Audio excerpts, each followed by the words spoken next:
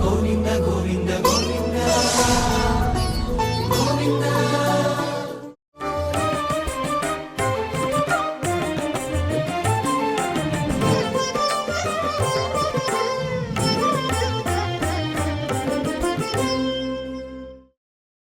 ఓం నమో వెంకటేశాయ.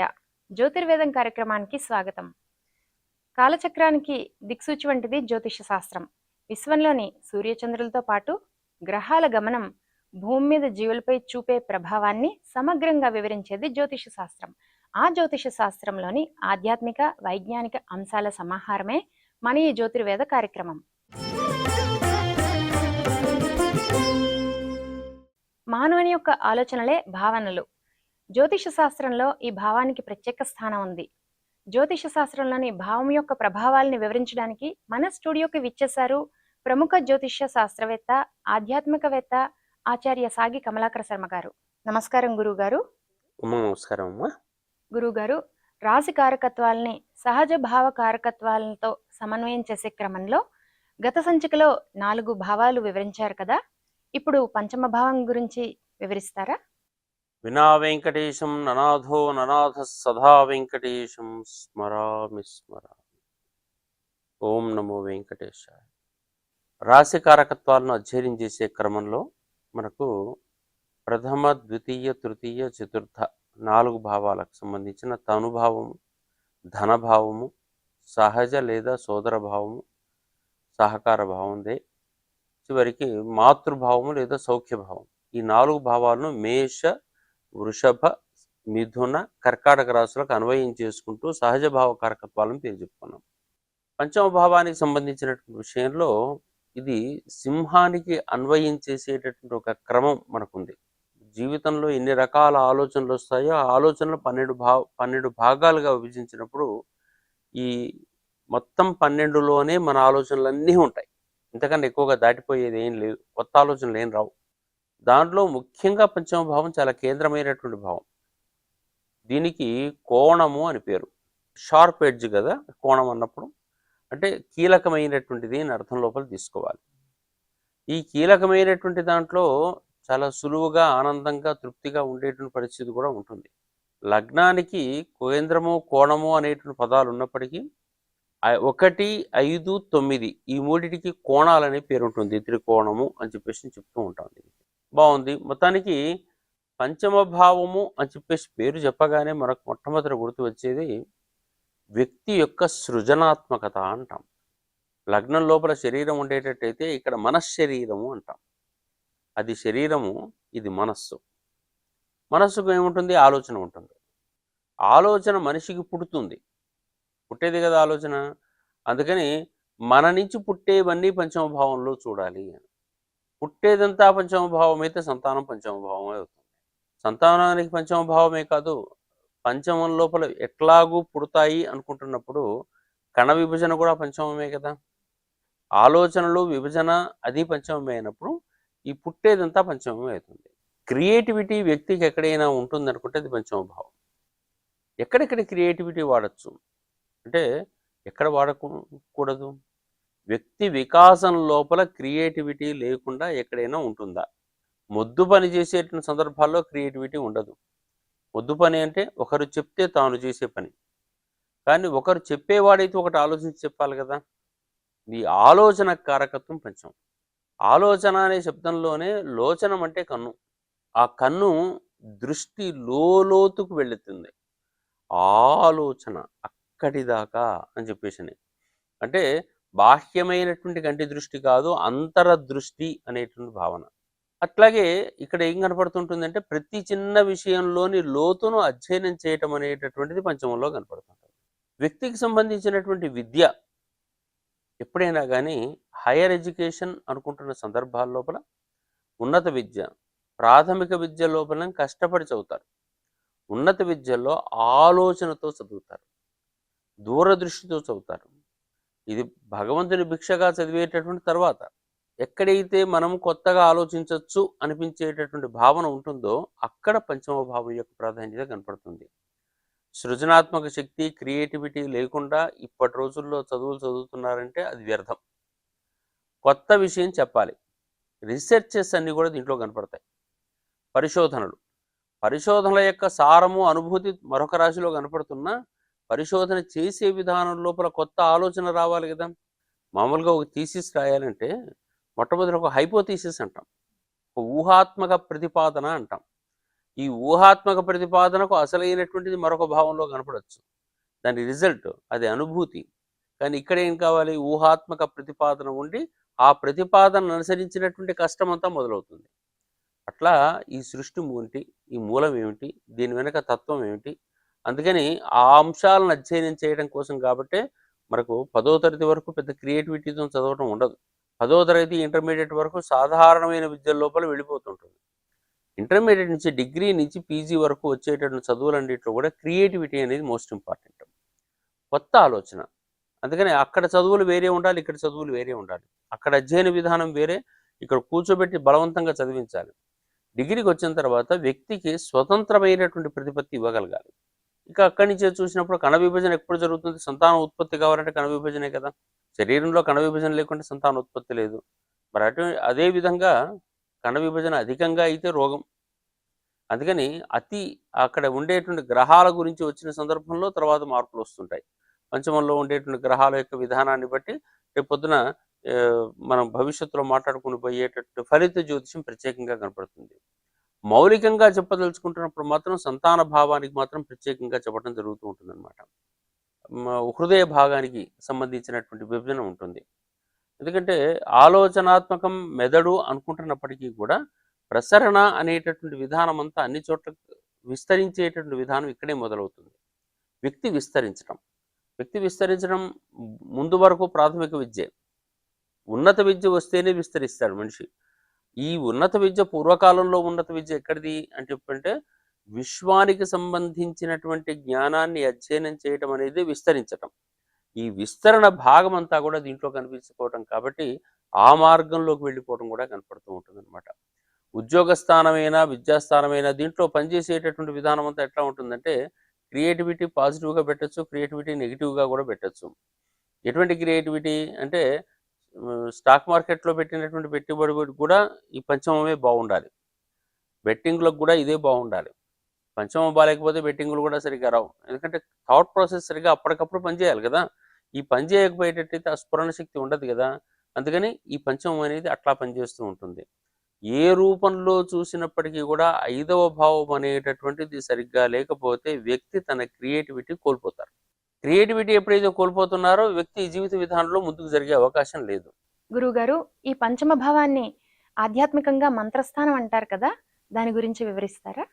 మంత్రము అంటే అధికంగా మరణం చేయడం ద్వారా మనం రక్షించేది అని అర్థం. మనం రక్షిస్తూ ఉంటుంది.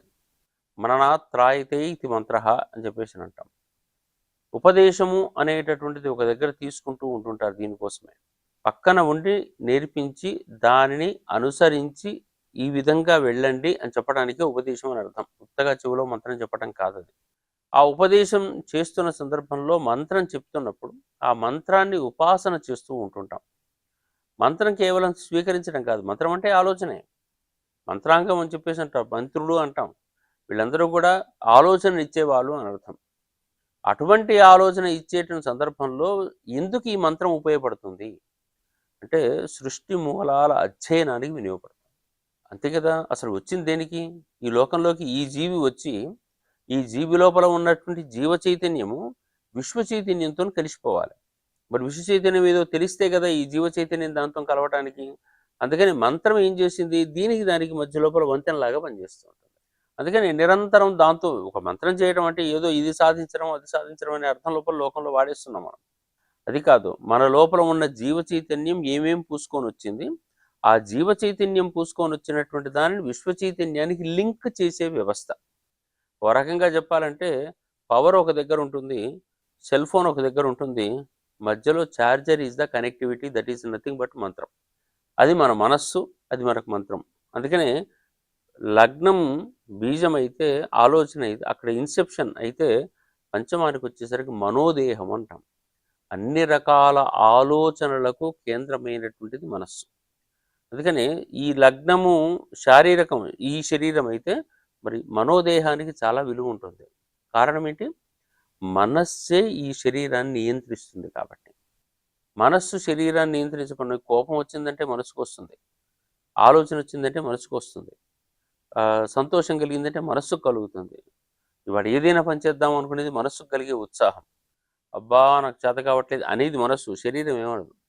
అస్సలు చేతగాని సమయంలో కూడా ఏదైనా ఇష్టమైనటువంటి భావన అక్కడ కనిపించగలిగి ఇష్టము అనేది మనసుకు.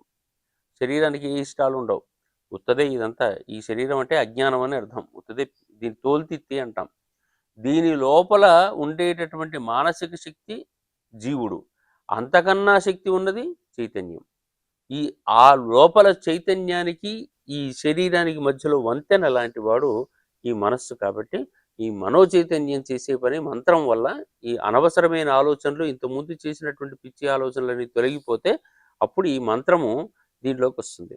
సింహరాశి కారకత్వాలకు అన్వయం చేసుకుంటే ఈ పంచమ భావ కారకత్వాల లోపల సింహం కూడా అతి ఆలోచన చేస్తుంది. ఎప్పుడు కూడా తన ఆలోచనలతో తన లోకానికి పనిచేస్తుంది. మౌనంగా ఉంటుంది, ప్రశాంతంగా ఉంటుంది, అబ్జర్వేషన్లో ఉంటుంది సింహం. అవసరానుకూలంగానే తన బయటకు వస్తుంది. అదిగాక ఎవరు ఏం చెప్పినప్పటికీ కూడా తనకు ఉండేటటువంటి రాజకీయ సామాజిక వ్యవహారాలన్నీ కూడా తెలుసుకొని అది శాసనం చేస్తుంది. ఏది పడితే శాసనం చేయదు. అందుకని అటు సింహరాశికి ఈ ఆలోచనకు మొత్తానికి పంచమ భావానికి బాగా సమన్వయం మనకు కుదురుతూ ఉంటుందన్నమాట. ఈ ఆరో భావాన్ని రుణస్థానం అని కూడా అంటారు కదా, దాని గురించి వివరిస్తారా? షష్టం అనేటటువంటిప్పుడు మనకు బేసిక్గా కనిపించేటటువంటి ఒకే ఒక వర్డ్ మనకు పోటీ అని అంటాం. సాధారణంగా రోగభావమనో లేకుంటే పరాక్రమమో ఏదో పదాలు వాడుతూ ఉంటుంటాం. కానీ ఏది వాడినప్పటికీ కూడా పోటీ అని అర్థం. The competitions. పూర్వకాలంలో కాంపిటీషన్స్ పనికిరావన్నాం. ఇప్పటి రోజుల్లో కాంపిటీషన్ లేకుంటే జీవితమే లేదు. కాంపిటీషన్ ఎక్కడి నుంచి మొదలవుతుంది అంటే, ఒక అండము చుట్టూ కొన్ని లక్షల వీర్య కణాలు చేరి ఏదో ఒకటి పోటీల్లో నెగ్గి అది పిండంగా మారుతుంటాయి. అక్కడి నుంచి కాంపిటీషన్ స్టార్ట్. అట్లా అక్కడి నుంచి మొదలైనటువంటి పోటీ ఈ జీవునికి తయారైంది. అందుకని పోటీతత్వం అనేటటువంటిది అసలు మనిషి నేచర్లోనే ఉన్నది అని అన్నమాట. ఎందుకు పోటీ కావాలి అంటే, ప్రతి చోట స్పర్ధయా వర్ధతే విద్య అని చెప్పేసి అని అంటాం. ఒక చోట స్పర్ధ ఉంటేనే విద్య వృద్ధిల్లుతుంది అని. అందుకని గురజాడ లాంటి వాడు కూడా పూను స్పర్ధలు విద్యలందే వైరములు వాణిజ్యమందే అంటాడు. స్పర్ధ ఉండాలి, కాంపిటీషన్లో ఎదిగితేనే కరెక్ట్. విజయ సాధన అనేటప్పుడు పోటీలో నిగిలితేనే. ఎక్కడైనా కానీ అదే చూడండి, ఏ సాహిత్యాన్ని చూసినా, ఏ ఇతిహాసాన్ని గమనించినా పోటీల్లో నెగ్గినవాడు. ఒక రాజు కావాలంటే తప్పనిసరిగా ఇతర రాజుతో పోటీ పడాలి. ఒక విద్యార్థి ఎవరు దీంట్లో అని చెప్పేసారంటే మరొకరితో పోటీ పడాలి. వితౌట్ పోటీ ఎవరు గొప్ప ఎవరు తక్కువ అని చెప్పడానికి లేదు. ఒక రాజ్యం ఇంకో రాజ్యాన్ని ఆక్యుపై చేస్తుంది అంటే పోటీలలో నెగ్గి ఆక్యుపై చేస్తుంది. జీవితాంతం పోటీలే. కాంపిటీషన్ ఎగ్జామ్స్ రాస్తూ కొన్ని లక్షల మంది విద్యార్థులు చదువుతూనే ఉంటుంటారు ఎప్పటికీ. ఎందుకంటే ఏదో గవర్నమెంట్ జాబ్స్ అవో ఇవో వస్తుంటాయని చెప్పేసి. కాంపిటీషన్ లేనిది ఎక్కడ? అసలు ఇంట్లో కాంపిటీషన్ లేదా? ఇంట్లో అక్క చెల్లెలు ఇద్దరు ఉన్నారు. నేను గొప్ప అంటే నేను గొప్ప అని అనుకోవటం ఉందా లేదా? అన్నాదమ్ములు ఉంటే నేను గొప్ప అనుకునేది లేదా? ఒక్క అన్న వాళ్ళ కుటుంబం, రెండో తమ్ముడు వాళ్ళ కుటుంబం ఉంటే వీళ్ళ కుటుంబం లోపల ఎప్పటికీ పోటీలే ఉంటుంటాయి కదా. అసలు పోటీ లేనిది ఎక్కడ? ప్రతి చోట అటువంటిదే ఉంటుంది. అందుకని పోటీ అనేటటువంటి తత్వం అనేది ప్రతి వ్యక్తికి ఉంటుంది. దీన్నే వైద్య పరిభాషలో ఏం చెప్పారంటే రోగ నిరోధక శక్తి అన్నారు. ఇమ్యూనిటీ, లేకపోతే కాంపిటీషన్ సక్సెస్, లేకపోతే ఇంకోటి రెసిస్టెన్స్ పవర్. ఈ ఇమ్యూనిటీ కనుక లేకపోయేటట్టయితే వ్యక్తి శక్తి కాలేడు. ఎప్పటికి కూడా ఆ శక్తి ఉండాలి. తట్టుకునే శక్తి కనుక ఉన్నటువంటి వ్యక్తి ఈ లోకంలో ఏ పనైనా చేయగలుగుతాడు. తట్టుకునే శక్తి లేక ఉంటే వ్యక్తి అస్సలు చేయలేడు. ఒక 2 ఏళ్ల పిల్లవాడికి ముళ్ళుగుచ్చుకుంది, ఒక 30 ఏళ్ల పిల్లవాడికి అదే ముళ్ళుగుచ్చుకుంది. ఇద్దరిలో ఎవరు ఎక్కువ ఏడుస్తారు? ఎందుకు చిన్నవాడు ఏడవాలి? అనుభవమా, తట్టుకునే శక్తి? అప్పటికప్పుడు ఆ ముళ్ళు గుచ్చుకున్న నొప్పిని తాను భరించలేకపోతాడు. పెద్దవాడికి అయితే ఏమవుతుంది? అది భరించే శక్తి వస్తుంది. లోకం లోపల భరింపు శక్తే పెరగాలి. పెరిగితే కర్మలన్నీ తొలగిపోతాయి. అందుకని షష్టం చాలా విశేషమైన స్థానం. కాకుంటే ఇక్కడ వచ్చినటువంటి నష్టం కూడా ఉంది. కాంపిటీషన్ సక్సెస్ కావాలి అనుకుంటే కావలసినంత పుణ్యం కూడా ఉండాలి. వితౌట్ దట్ ఎనర్జీ లోపల కాంపిటీషన్ సక్సెస్ కాలేరు, ఎవరు కూడా ముందుకు వెళ్ళలేరు, ఆగిపోతారు. అందుకనే రోగ నిరోధక శక్తి కనుక శరీరానికి లేకపోతే అన్ని రోగాలు శరీరానికి. ఎందుకంటే తట్టుకునే శక్తి లేదు లోపల. ప్రతి చిన్నది బాధ, ఇక్కడ ఏదో నొప్పులు అనిపిస్తాయి, బాధ అనిపిస్తుంది, ఓపిక లేదు, చేత కాదు, ఇట్లా ఉంది అట్లా ఉంది, లిస్ట్ మొత్తం చదువుతారు. నిజానికి రోగ నిరోధక శక్తి వచ్చినటువంటి వాడికి రోగం ఉన్నప్పుడు కూడా దాని పెద్దగా పట్టించుకోడు. ఎందుకంటే శక్తివంతుడుగా ఉన్నాడు కాబట్టి రోగం ఉన్నా అదేం చేస్తుంది లేదు అంటాడు. అందుకని సమాజంలో ఇప్పుడు ఏం కావాలి అంటే విజయాన్ని పొంది శక్తివంతుడు కావాలి. మనం కన్యారాశికి జాగ్రత్తగా అన్వయం చేసుకుని చూసేటట్టయితే కన్యారాశిలో ఈ పోటీల్లో నిలబడే తత్వం ఉంటుంది. చాలా జాగ్రత్తగా ఎదుటివాడిని మభ్యపెట్టో మాయపెట్టో మొత్తానికి తను సక్సెస్ అయ్యి తను మాత్రం నిలబడిపోతూ ఉంటుంటారు. అవతల వాళ్ళకి ఎన్ని మాటలైనా చెప్పచ్చు కాక, కానీ పోటీలో నిలబడి సాధించుకునేటువంటి ప్రగతి తనకే ఉంటుంది. నలుగురిలో గుర్తింపు కోసం ప్రయత్నం చేసేది షష్టం. శత్రు, రోగ, రుణ ఈ 3 స్థానాలు చెప్తారు. సక్సెస్ అయినటువంటి ప్రతి చోట ఈ మూడింటిని చూడండి. ఇప్పుడు మీరు శత్రువులు ఎక్కడుంటారు? తాను బలం తగ్గినప్పుడు శత్రువులు పెరుగుతారు.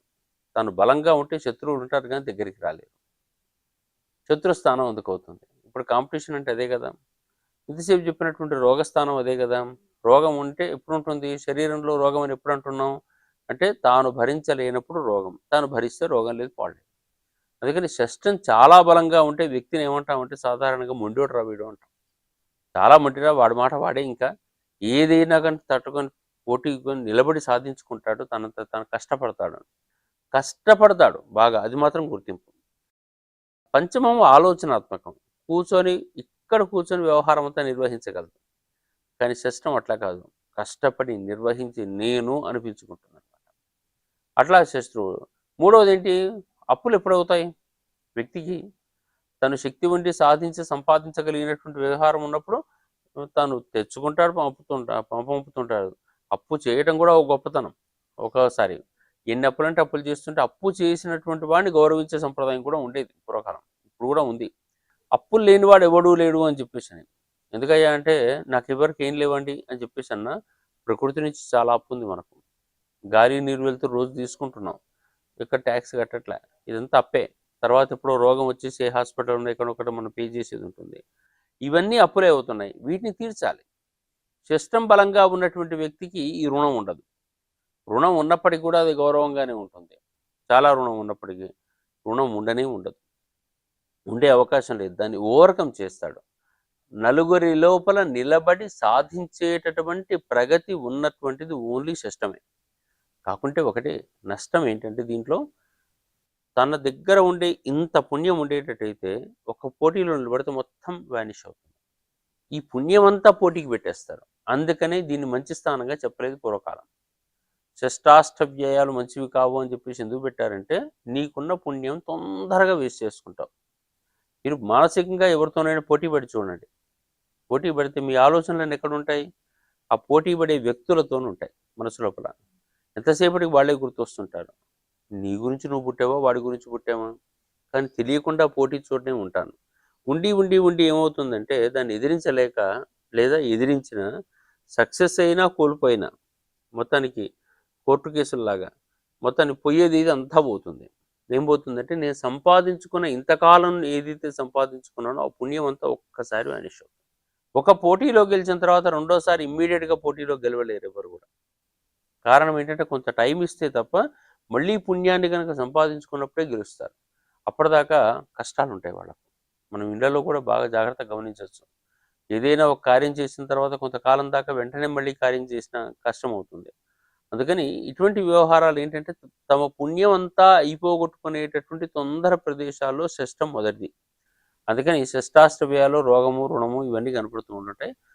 షష్టం బలంగా ఉండేటట్టయితే రుణం లేదు, షష్టం బలంగా ఉండేటట్టయితే రోగం లేదు, షష్టం బలంగా ఉండేటట్టయితే శత్రువులు లేరు. ఎందుకంటే శత్రువులు భయపడి దూరంగా ఉంటాడు. షష్టం బలహీనత కంటే శత్రువులు తమ మీదనే, రుణాలు తమ మీదనే, రోగాలు తమ మీదనే వస్తాయి. ఇవి కన్యారాశిలో మనం అన్వయం చేసుకొని చూసుకోవచ్చు. తర్వాత భావం 7వ భావం కదా. ఈ 7వ భావాన్ని కేంద్రస్థానం అని కూడా అంటారు కదా. ఈ సప్తమ భావం గురించి వివరిస్తారా గురుగారు? 7వ రాశి తులారాశి, మనకు సమత్వ రాశి తుల, అందుకనే ఇక్కడికి అక్కడికి సమానంగా చూస్తూ ఉంటాం. అయితే ఈ తులారాశికి కన్నా సప్తమ భావానికి సంబంధించిన మాత్రం విశేషమైనటువంటి అంశాలు ఉంటాయి. చతుర్థం ఏ విధంగానైతే సౌఖ్యానికి సంబంధించినటువంటి కేంద్రము, అదేవిధంగా గృహ వాహన మొదలైన వాటికి కేంద్రము, సప్తమ భావం అనేటటువంటిది సామాజిక అనుబంధాలకు కేంద్రం. ఇక్కడ పుణ్యం పోతుంది, కోణాలలో తొందరగా పుణ్యం పోదు, కానీ కేంద్రాలు షష్టాష్టవ్యాల లోపల పుణ్యం పోతుంది. కాకుండా కేంద్రాలలో పుణ్యం పోయినప్పటికీ కూడా దాని అనుభవం కొద్దో గొప్ప ఉంటుంది. ఇక్కడ సప్తమ భావం అనేసరికి ఏమవుతుంది, సామాజిక అనుబంధాలు అన్నారు ఇక్కడంతా. లగ్నం తానైతే దానికి కరెక్ట్గా 7వ స్థానం సప్తమం. తనుగాక లోకమంతా అని చెప్పేసి ఒక పదం. తన పార్ట్నర్స్ ఎవరైతే ఉన్నారో వాళ్ళు, ఎవరు పార్ట్నర్గా ఉంటారు మొట్టమొదలు అంటే స్పౌజ్ అంటాం. భార్యకు భర్త, భర్తకు భార్య, స్పౌజ్. కళత్రము అనే శబ్దంతో వాడతాం. కళత్ర శబ్దాన్ని కూడా కళలను రక్షించేటటువంటిది. కళాంత్రాయితీతి కళత్ర అంటే వీళ్ళ వ్యక్తులు ఇద్దరు కూడా ఒకరి కళలు ఒకరు రక్షించుకుంటారు, అంతే. పక్క వాళ్ళకి అర్థం కావు ఈ విషయాలు. అందుకని అంత కళలను రక్షించేది కళత్రం అని అర్థం చేసుకుంటే బాగుంటుంది. స్పౌజ్ అనేటటువంటి వ్యక్తులేమో అతి సన్నిహితమైన పార్ట్నర్స్. తాము కాక సమాజం లోపల మొట్టమొదటిగా ఎక్కువసేపు గడిపేటటువంటి మరొక వ్యక్తి ఉంటే ఈయననే. ఆ తర్వాత రెండేంటి అని చెప్పేసి అంటే బిజినెస్ పార్ట్నర్, తాను వ్యాపారం వ్యవహారం ఎవరైతే చేస్తుంటారో వాళ్ళతోని.